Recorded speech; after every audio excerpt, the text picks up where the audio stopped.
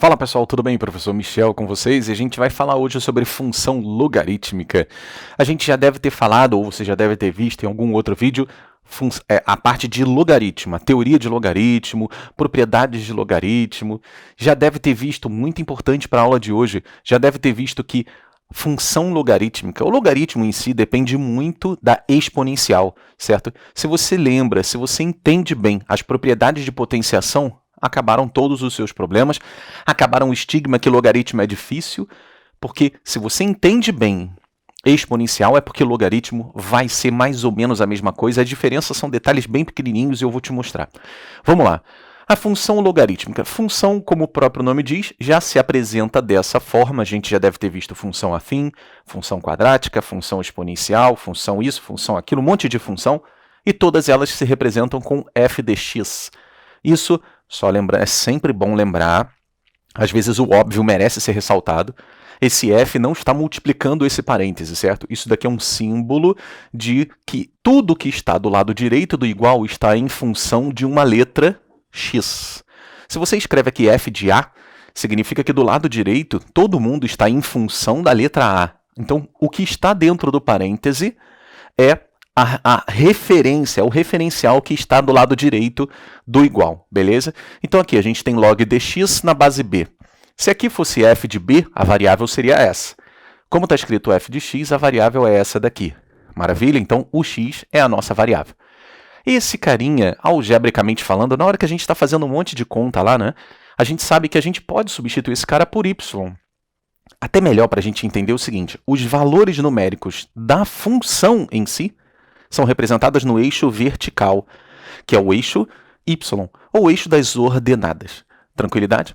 E os valores de x, que são os valores da nossa variável, são representados no eixo horizontal, ou eixo das abscissas. Tranquilidade? Essa base aqui, a base é uma constante. O que varia é esse camarada aqui. E por conta dessa base, a gente tem que prestar muita atenção e lembrar muito de algumas coisas lá da exponencial. Eu botei um OBS aqui para trabalhar bem na sua cabeça antes da gente continuar com o logaritmo. Pensa comigo. 2 elevado a zero dá quanto? Todo número elevado a zero dá 1. Então, 2 elevado a zero, 1. 2 elevado a 1, 2. 2 elevado a 2, 4. Vem comigo. Olha aqui, ó. 1, 2, 4. O que está acontecendo quando eu vou aumentando o valor do expoente? Os meus resultados também vão aumentando, não é verdade? Então está uma coisa que, assim, conforme eu aumento o expoente, o resultado também aumenta. Legal. Agora vamos ver essa parte de baixo. A minha base da exponencial aqui, a minha base da potência era 2.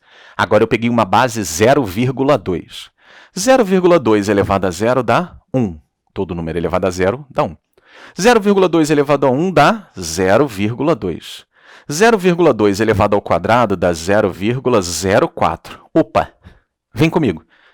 Se eu estou aumentando os meus expoentes e os meus resultados estão diminuindo, a relação entre o expoente e o resultado é inversa, concorda comigo? Isso é uma parada que você tem que trazer para o logaritmo. Por quê?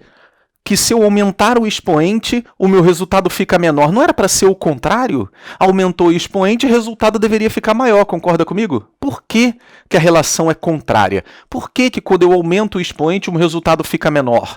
Porque a minha base ela é menor do que 1. Na verdade, a gente escreve mais perfeitamente assim, está entre 0 e 1. Certo? Quando a sua base está entre 0 e 1, presta bem atenção, quando a sua base está entre 0 e 1, o resultado é um resultado inverso. Como assim resultado inverso, professor? Quanto maior o expoente, menor o resultado. Agora, olha para essa sequência de cima. Quanto maior, presta atenção, quanto maior o expoente, maior o resultado. Por quê? Porque a minha base é maior do que 1. 2 é um número maior que 1. 0,2 é um número entre 0 e 1. Então, assim, quando a base é maior que 1, a relação não é inversa, a relação é direta. Toda vez, presta atenção, que numa função Conforme você aumenta o x e o resultado também aumenta, a gente tem uma função crescente. Numa função, quando você aumenta o valor de x e o resultado diminui, a função é decrescente. Então, a gente vai pegar essa relação que a gente acabou de ver, isso aqui não é base da potência, mas o logaritmo ele é diretamente ligado à exponencial. Então, a base do logaritmo vai obedecer à mesma regra da base da exponencial. Na minha função logarítmica, se a base é maior do que 1, a minha função é crescente. Se a minha base está entre 0 e 1, a minha função é decrescente, igualzinha na exponencial. Então, pega o que você sabe da exponencial e traz para o logaritmo. Ah, professor, eu não entendo bem exponencial, então você não seguiu o meu conselho. Tem que estudar exponencial antes de logaritmo. Não adianta, porque o logaritmo usa muita, mas muita coisa de exponencial. Uma outra observação importante que você não pode sair dessa aula sem ver. Cuidado com o quê? Repara, eu botei aqui, ó, base maior do que 1, base entre 0 e 1. Legal. Bom, professor, maior do que 1, entre 0 e 1, a minha base não pode ser 1? Não. É uma das exigências para a existência de um logaritmo. A nossa base não pode ser 1. Se você não viu isso, vê o outro vídeo, vê uma outra aula que a gente falou de logaritmo, um iniciozinho de logaritmo, que a gente deu nome aos bois, né? Falou, ó, isso aqui é a base, esse aqui é o logaritmo, esse aqui é o logaritmando. A gente foi estruturando tudo com muito detalhe, para não passar dúvida nenhuma. E a gente mostrou que a base do logaritmo não pode ser 1, senão a gente não vai ter uma função logarítmica. Beleza? Deu para entender essa parada toda? Tem detalhezinhos pequenos, eu vou chegar para o ladinho aqui para você copiar e a gente vai se ver num próximo vídeo. Fica aí, não sai daí, tá beleza? Um abraço.